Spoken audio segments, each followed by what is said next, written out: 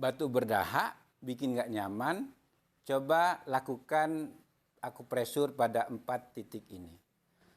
Pertama, LU7, 2 jari di atas pergelangan tangan sejajar ibu jari tangan.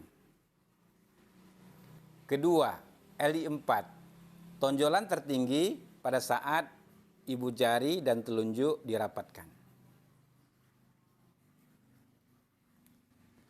Ketiga, ST40, pertengahan antara tempurung lutut dengan mata kaki bagian luar, 2 jari keluar tulang kering.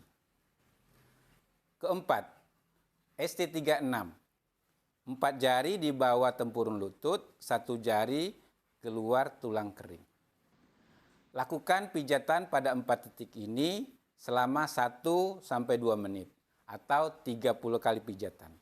Dapat diulang 2-3 kali sehari.